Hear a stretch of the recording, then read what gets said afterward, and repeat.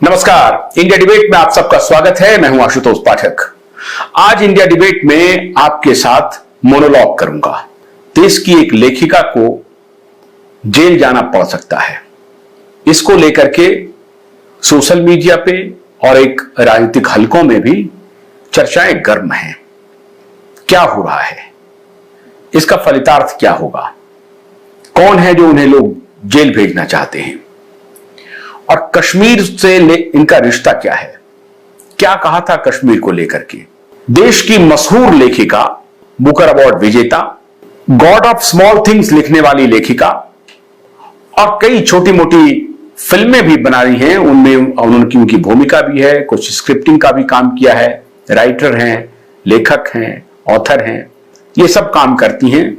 लेकिन उससे भी ज्यादा अब इनकी भूमिका एक्टिविज्म की है। ये एक एक्टिविस्ट भी हैं, पॉलिटिकल एक्टिविस्ट हैं। लेकिन इनका जो पॉलिटिकल एक्टिविज्म है, आज मैं इनके साथ भी अन्याय नहीं करूंगा और उनके साथ भी अन्याय नहीं करूंगा जो लोग इनके ऊपर सवाल उठा रहे हैं। आज मैं कुछ मूढ़ता की, कुछ मूर्खता की, कुछ अज्ञानता की बात करूंगा और किस प्रकार से अज्ञानता के चक्कर में एक मुद्दे को कैसे भटकाया जाता है, उसके भ्रमजाल में लोगों को फंसाया जाता है और पूरी आबादी को उसमें फंसा करके तहस नहस करने की साजिश होती है। साजिश अगर ना भी कहें तो अज्ञानता का शिकार कहें और पूरा देश उस चक्कर में फंस जाता है।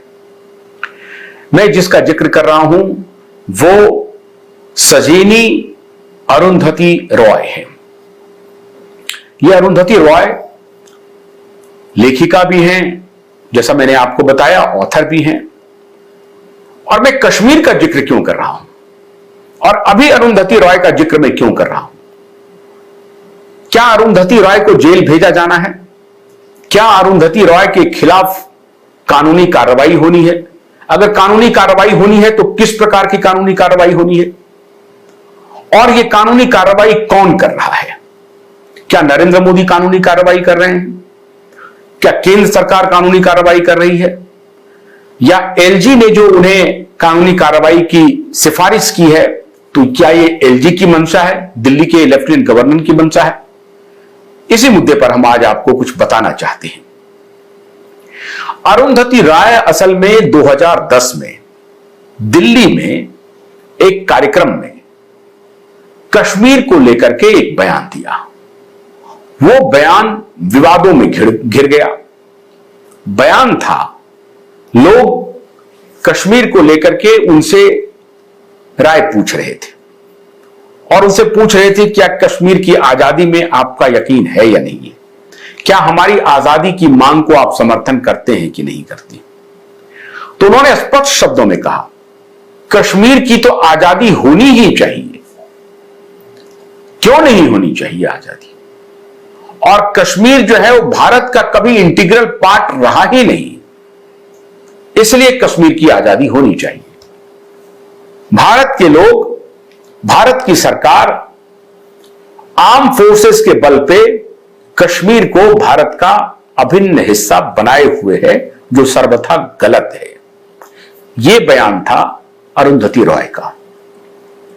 अब इस बयान पे उनके खिलाफ अनलॉफुल एक्टिविटीज का मुकदमा दर्ज हुआ। 2010 में ही हुआ, लेकिन इस पर कुछ नहीं हुआ। 2014 में कुछ हुआ, वो उसमें भी कुछ बात नहीं हुई। लेकिन आज 14 वर्षों के बाद आखिर ऐसी क्या बात हो गई जो अरुंधति रॉय के खिलाफ अनलॉफुल एक्टिविटीज के मद्देनजर मुकदमा दर्ज करने की सिफारिश की गई और इस पर कानूनी कार्रवाई का सैंक्शन हुआ एलजी की तरफ से।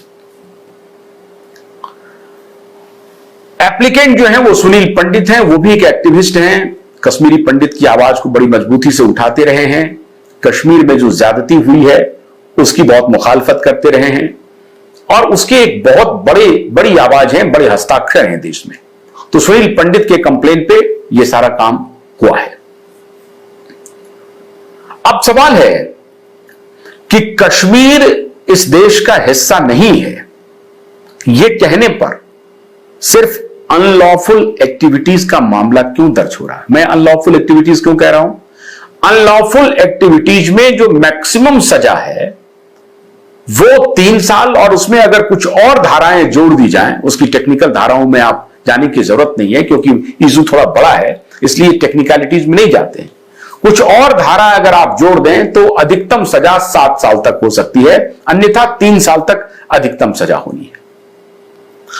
एक्ट उनका जो है वो सेडिशन के भी घेरे में आ रहा है, राष्ट्रद्रोह के भी घेरे में आ रहा है, और अगर राष्ट्रद्रोह के खिलाफ राष्ट्रद्रोह के तहत उनके खिलाफ मुकदमा दर्ज होता है तो उनको आजीवन कारावास की भी सजा हो सकती है। अगर अरुंधति रॉय ये कहती हैं कि कश्मीर भारत का इंटीग्रल पार्ट नहीं है और भारत की सरकार आर्म फोर्सेस के बल पे कश्मीर को भारत में मिलाए हुए है, तो क्या ये राष्ट्रद्रोह नहीं है या ये अनलॉफुल एक्टिविटीज है? फ्रीडम ऑफ स्पीच की सीमा क्या है? नागरिक की स्वतंत्रता कहां खत्म हो जाती है? बोलने की स्वतंत्रता, अभिव्यक्ति की स्वतंत्रता, अभिव्यक्ति की स्वतंत्रता किसके खिलाफ और कहां तक स्वतंत्रता? और अगर राष्ट्र के खिलाफ है तो उस खिलाफत की स्वतंत्रता कहां तक होगी? कौन सा वक्तव्य होगा जो राष्ट्र के खिलाफ राष्ट्रद्रोह माना जाएगा? मुझे हैरानी है कि अगर इसी वक्तव्य को आधार बनाया जाए कि कश्मीर को आजादी मिलनी चाहिए भारत से, वो इंटीग्रल पार्ट नहीं है, तो क्या ये भारत के खिलाफ द्रोह नहीं है? भारत के खिलाफ बगावत नहीं है? या आप ये कह सकते हैं कि नहीं, ये तो नागरिक की स्वतंत्रता है, किसी भी स्टेट के बारे में वो अपना उन्मुक्त बयान दे सकता है, दे सकती है, अपनी अभिव्यक्ति को व्यक्त कर सकता है, कर सकती है।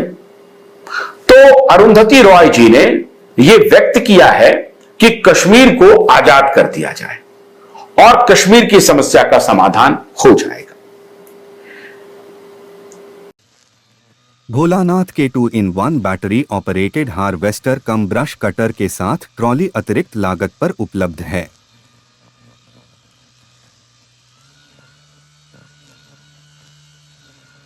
अधिक जानकारी के लिए कृपया दिए गए नंबर पर कॉल करें।